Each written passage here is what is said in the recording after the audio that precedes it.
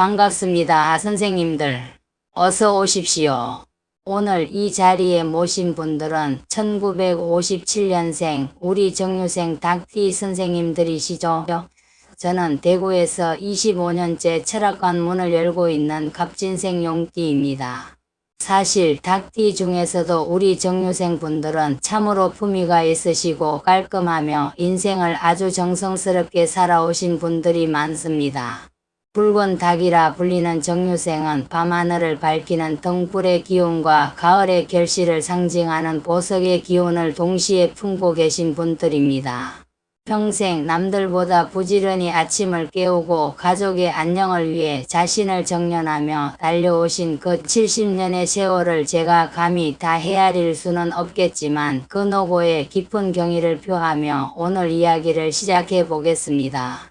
영상 시작에 앞서 구독과 좋아요 꼭 부탁드리며 소원 하나씩 댓글로 남겨주십시오. 매일 정성을 다해 기도 올리고 있습니다.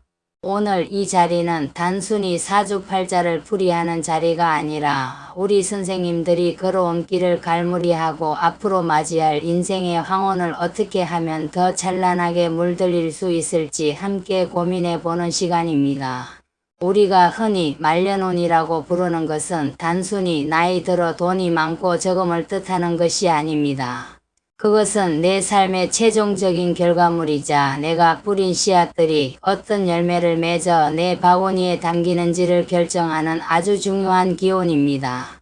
특히 올해 70세라는 고의를 맞이하신 선생님들께는 인생의 새로운 막이 열리는 아주 귀중한 시기입니다. 선생님들 사주에서 말년은 내가 태어난 시간을 의미하는 자리에 나타납니다. 인생을 사계절로 치면 뜨거운 여름을 지나 결실을 보는 가을 그리고 휴식과 비축의 계절인 겨울로 접어드는 시기입니다.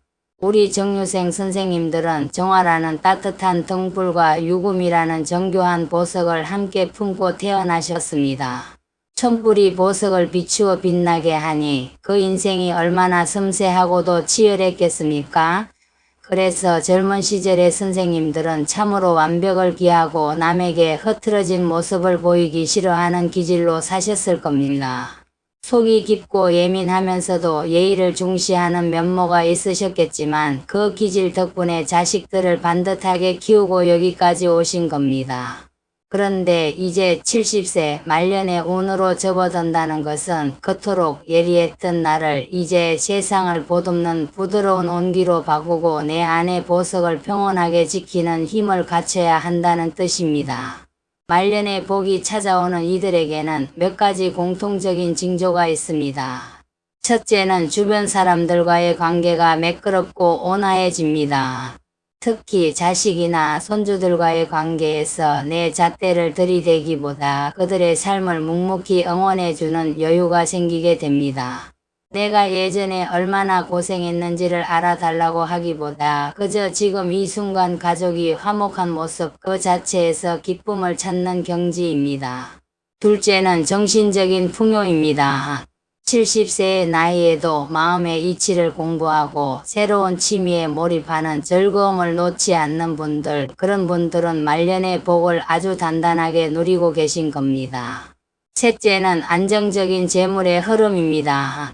정유생은 원래 금전 관리가 철저하고 알뜰하시지만 이제는 큰 이득을 쫓기보다 내 품위를 유지하고 주변에 따뜻한 밥 한 끼 대접할 수 있는 안온한 곳간이 더 소중한 법입니다. 그렇다면 어떻게 해야 이 소중한 말년의 복을 내 것으로 만들고 더 단단하게 굳힐 수 있을까요? 가장 중요한 열쇠는 바로 습관의 교체에 있습니다. 운이라는 글자를 가만히 들여다보십시오. 움직일 운자를 씁니다. 복이라는 것은 가만히 앉아 기다리는 자에게 떨어지는 감나무 열매가 아니라 내가 스스로 움직여 길을 닦고 그릇을 준비했을 때 담기는 것입니다. 말년운을 좋게 하는 가장 빠르고 확실한 방법은 바로 과거의 서운함과 예민함을 버리는 연습입니다.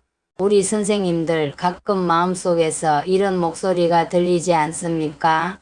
내가 평생을 어떻게 살아왔는데 혹은 내가 이만큼 신경 썼는데 왜 내 마음을 몰라주나 하는 서운한 말입니다.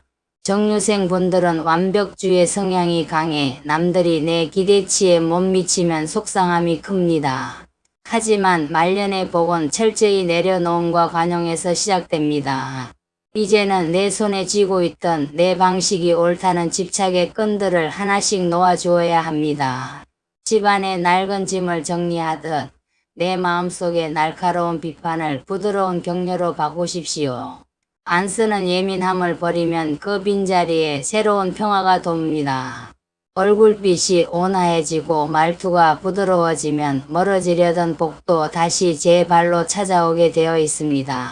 이제 우리가 당면한 아주 중요한 시기에 대해 말씀드리겠습니다. 바로 올해 2026년 병오년입니다. 병오년은 붉은 말의 해입니다. 하늘에는 뜨거운 태양이 이글거리고 땅에는 용암이 흐르는 그야말로 화의 기운이 극에 달하는 시기입니다.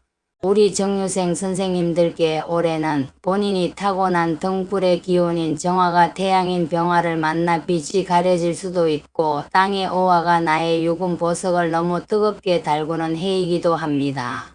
70세라는 연세에 이 강렬한 불의 기운을 만난다는 것은 인생에서 아주 큰 변곡점이 될 수 있습니다.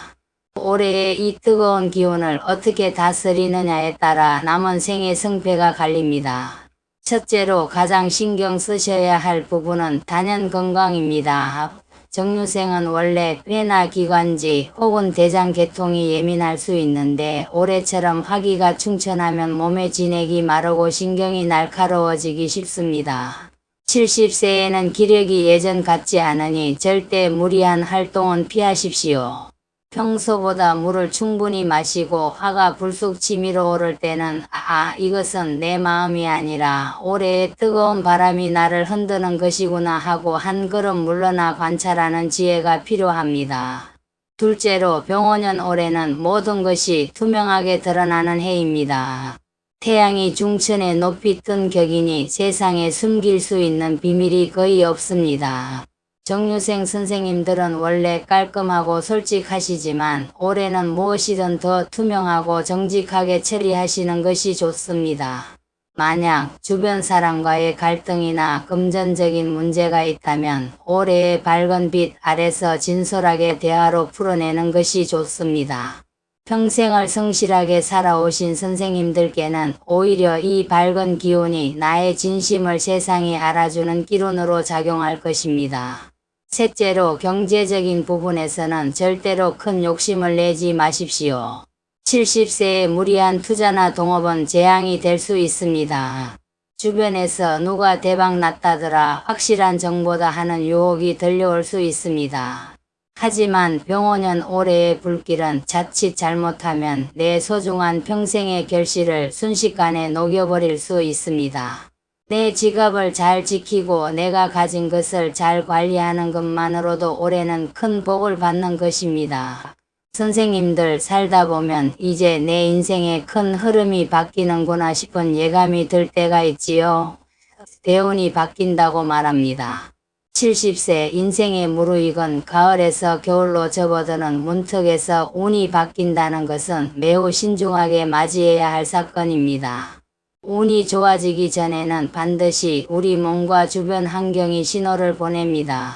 가장 먼저 나타나는 신호는 마음의 너그러움입니다.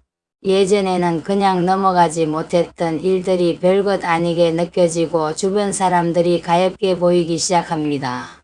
두 번째는 인연의 정리입니다. 나를 자극하고 피곤하게 하던 인연들이 자연스럽게 멀어지고 나에게 마음의 안식을 주는 새로운 취미나 공부가 나타납니다. 세 번째는 환경의 변화입니다. 갑자기 집안 청소를 깨끗이 하고 싶거나 낡은 장식품들을 정리하고 싶어집니다. 이런 소소한 정리가 큰 복을 불러들이는 통로가 됩니다. 마지막으로 가장 중요한 신호는 내 얼굴에 있습니다. 거울 속의 내 모습을 찬찬히 들여다보십시오. 주름은 깊어졌을지언정 그 눈빛이 인자하고 입가에 여유로운 미소가 머물고 있다면 선생님은 지금 인생에서 가장 좋은 운의 길목에 서 계신 것입니다.